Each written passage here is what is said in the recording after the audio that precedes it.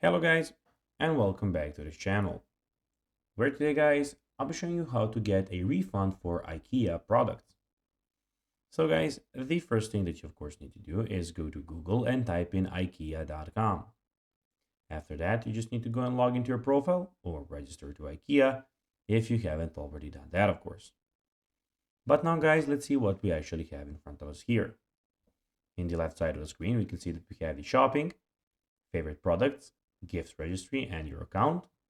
On the top of the screen, we have the search bar, and in the top right corner, everything about your profile.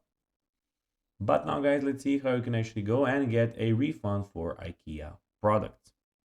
So it is pretty simple, and you just need to go and follow these few steps to know how to do it in no time.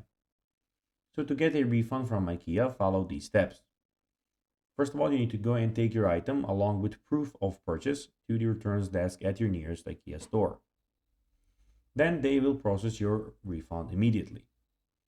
You can return items to IKEA stores even if they were purchased online or from a different IKEA store. So if you're online from a website like this, you can then go into it like that. If you brought your items from the IKEA website, you have 14 days to return them via email or phone pickup for largest items. So you can go and write them an email on the support, which you can check out in the bottom right corner here. As you can see, you can click it here, or of course by a phone number. Refunds are typically provided in the same form as the original payment. So guys, that will be everything for this video. I hope that you found this video informative and entertaining guys. If you did, don't forget to like this video, share it, subscribe to the channel and put the notifications on, as guys, this really helps us grow our channel. So if you have a few seconds, it would be pretty cool if you could do this for us. That will be everything for this video guys. I'll be seeing you in the next one. Till then, bye guys.